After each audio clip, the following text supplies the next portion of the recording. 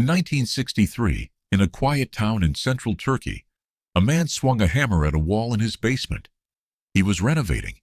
His chickens kept disappearing through a crack in the stone, and he wanted to know where they were going. The wall gave way. Behind it was darkness and a tunnel, carved by hands that had been dead for thousands of years. The tunnel led to a room. The room led to a staircase. The staircase led down, and down, and down. What that man had broken into was not a cave. It was not a cellar or a crypt or a forgotten storeroom. It was a city, a complete, engineered, multi-level metropolis buried beneath his own house, with streets, stables, churches, schools, wells, wineries, and ventilation systems descending roughly 85 meters into the earth, deep enough to hide a 20-story building, large enough, archaeologists would later estimate, to shelter as many as 20,000 people, along with their livestock and their food. For months at a time, the town is called Derinkuyu. The name means deep well. For generations, the people living there had drawn water from shafts in the ground without ever asking the obvious question: who dug them, and why did they go down so impossibly far? The answer is one of the strangest stories in human history. Because the people who built this place left no inscriptions, no monuments, no names. They built one of the most ambitious structures of the ancient world, and then they made it disappear. And the deeper researchers go, into the tunnels and into the past, the stranger the questions become. Who carves a city into solid rock? How do 20,000 people breathe under 100 meters of stone? What were they so afraid of that they were willing to live like this? And why, when you reach the lowest levels, do the tunnels keep going?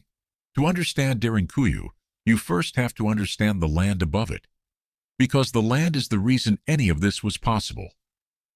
This is Cappadocia, in the heart of the Anatolian Plateau. From the surface, it looks like another planet. Valleys of pale stone ripple toward the horizon in shades of cream, rose, and ash. Towers of rock rise from the ground like melted candles. The famous fairy chimneys, some of them 40 meters tall, balancing dark boulders on their tips as if frozen mid-juggle. In summer, the heat shimmers off the rock. In winter, snow settles into the folds of the valleys, and the wind comes down off the mountains with a sound like breathing. Millions of years ago, this entire region was buried by volcanic eruptions. Ash fell for centuries, compacting into a rock called tuff.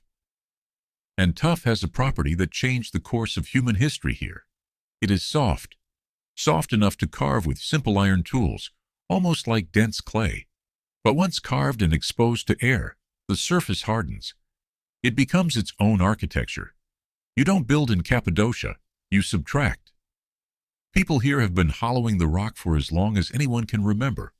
Homes, dovecotes, chapels, entire monasteries cut into cliff faces. But Derinkuyu is something else entirely. Derinkuyu is what happens when an entire civilization decides that the surface of the earth is no longer safe. Step through the modern entrance today, and the temperature drops almost immediately. Whatever the season above, burning summer, frozen winter, down here it holds steady, cool and constant, around 13 degrees Celsius. The sound changes too. The wind vanishes. Footsteps flatten. Your own breathing becomes the loudest thing in the tunnel.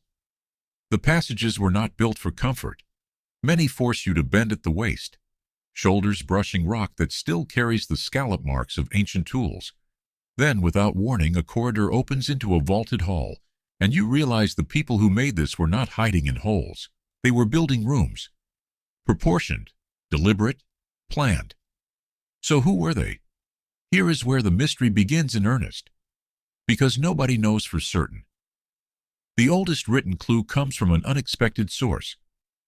A Greek soldier named Xenophon, around 370 BC, he wrote an account of marching 10,000 mercenaries across Anatolia, and in it he describes something remarkable.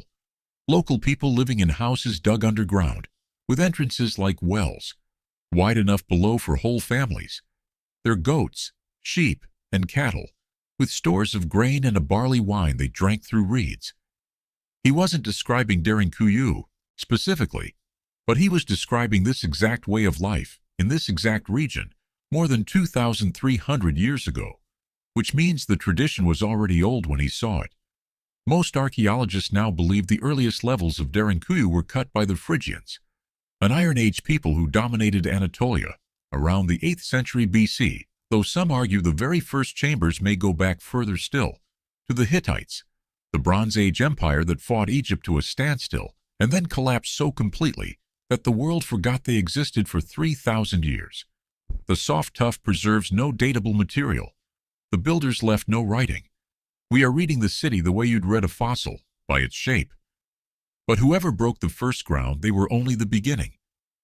Because Derinkuyu was not built once, it was built over and over, by wave after wave of frightened people, each generation digging deeper than the last. The city as we know it, on the vast multi-level refuge, took its mature form under the Byzantine Christians of the early Middle Ages. From the 7th century onward, Cappadocia became a frontier. Arab raiding armies swept across the plateau almost every campaign season. Later came other threats, and each time horsemen appeared on the horizon, entire communities would simply vanish, fields empty, villages silent.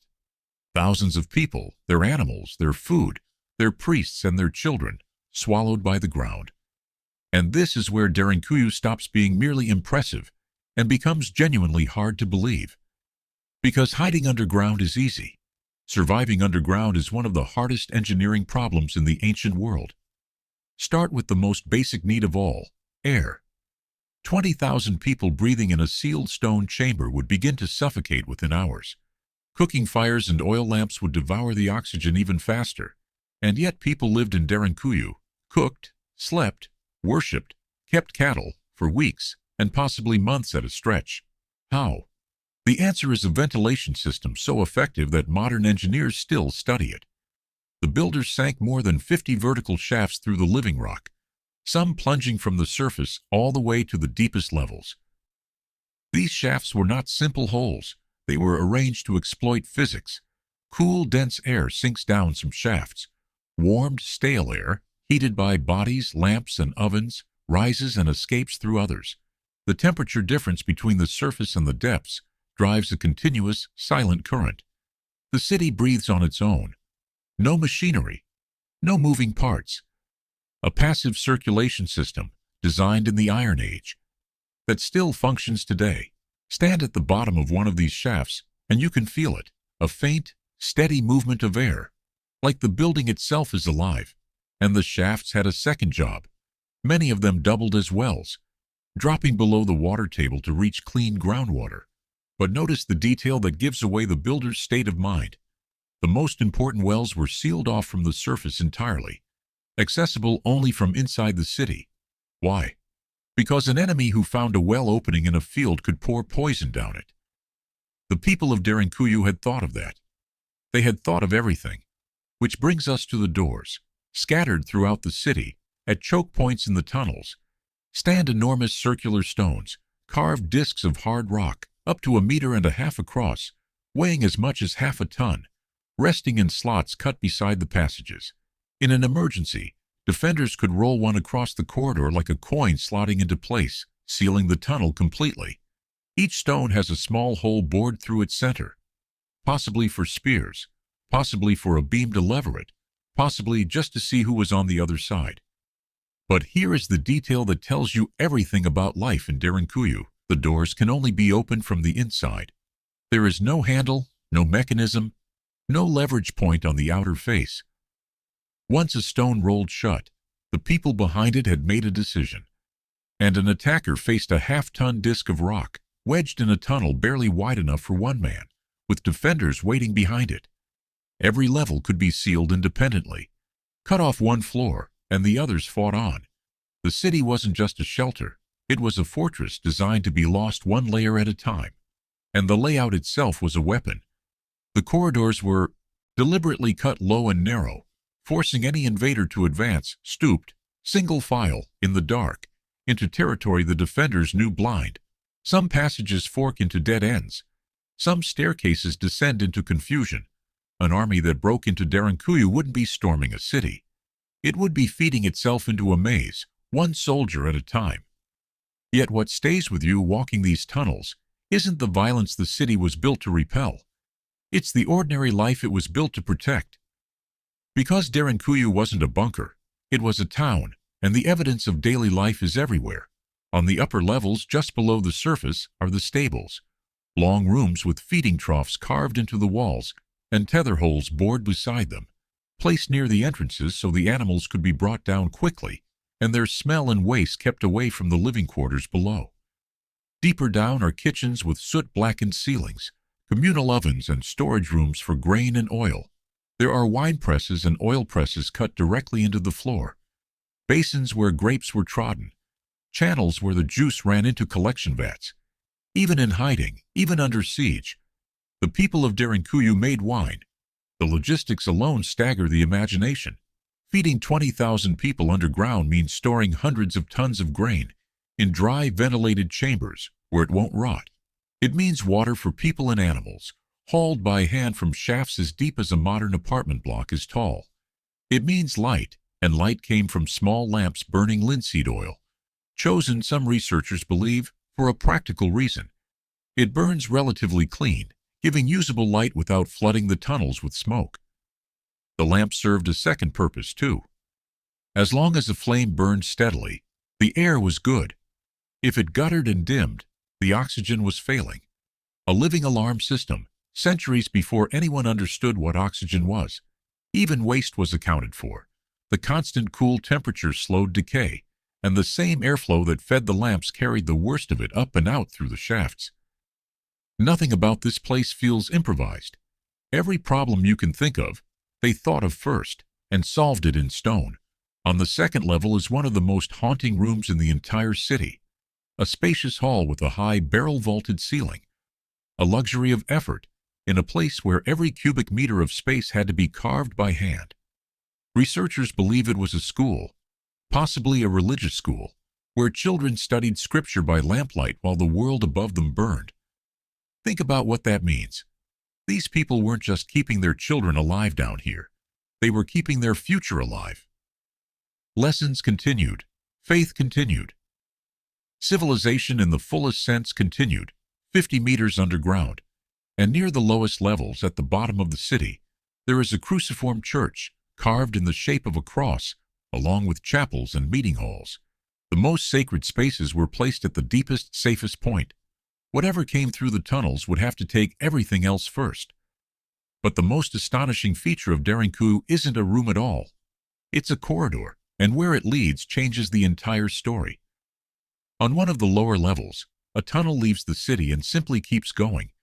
It runs for what researchers estimate is several kilometers through the rock, far beyond the city's edge, far beyond any reasonable escape route, until it connects with Cappadocia, another underground city entirely, itself capable of sheltering thousands. Two subterranean cities joined by a hand-carved passage long enough that walking it takes hours.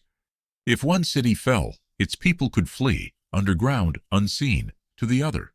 Let that reframe what you're looking at. Derinkuyu was never an isolated marvel. It was a node in a network. More than 200 underground settlements have now been identified beneath Cappadocia, at least 40 of them with 3 or more levels. And almost certainly more remain unfound. In 2014, construction crews clearing ground for a housing project near Nevşehir, just a few kilometers away, broke into yet another underground complex, one that initial surveys suggested might be larger than Derinkuyu itself. It had been sitting there, unknown, beneath a modern city, the entire time. The plateau is honeycombed, beneath the ferry chimneys and the tour buses and the hot air balloons drifting over the valleys at dawn. There is a second Cappadocia, a hidden parallel country built by people whose names we will never know, for the single purpose of refusing to die. And here is perhaps the strangest part of the whole story. It worked for an almost unbelievable length of time. Derinkuyu wasn't used for a generation or a century. The evidence suggests it served as a refuge, on and off, for well over 1,000 years. Possibly 2,500 counting its earliest chambers. The Cappadocian Greeks, Orthodox Christian descendants of the Byzantine communities, were still using these tunnels as a hiding place into the 20th century. As late as 1909, when violence swept the region, families in the area gathered their belongings and disappeared underground, exactly as their ancestors had done when Arab cavalry crossed the plateau 12 centuries earlier. The city's last users were following instructions older than most nations on Earth. Then, in 1923, the story stopped, abruptly and forever. In the aftermath of war between Greece and Turkey, the two countries agreed to a massive forced population exchange. The Cappadocian Greeks, the final inheritors of the underground city, the last community that still remembered what it was and how to live in it, were required to leave for Greece. They packed what they could carry and walked away from homes their families had held for 100 generations, and the memory of Derinkuyu left with them.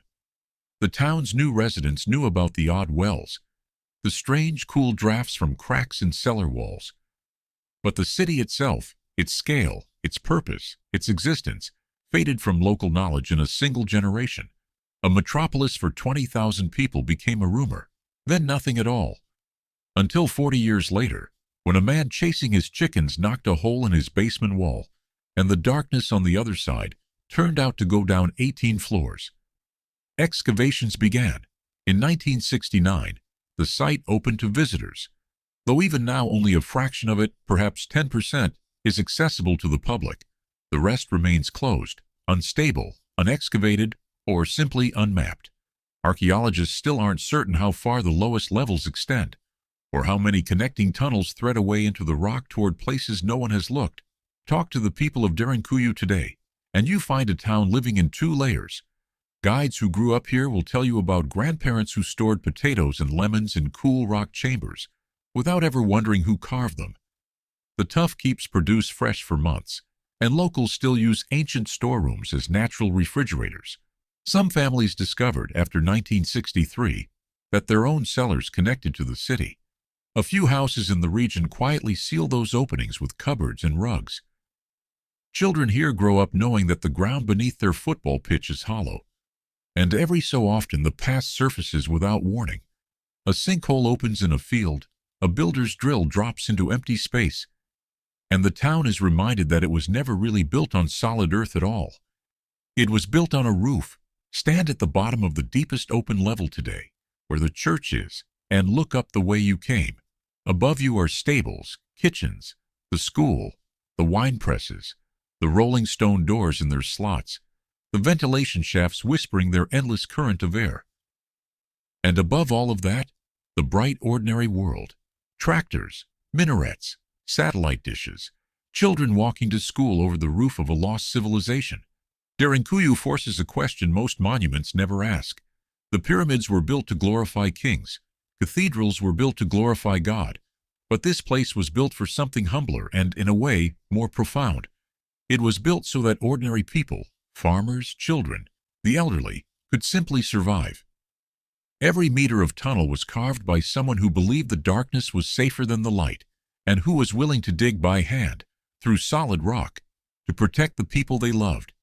There is no marble here, no gold, no inscription claiming credit, just the tool marks of thousands of anonymous hands, and a design so intelligent that it kept working for longer than the Roman Empire existed.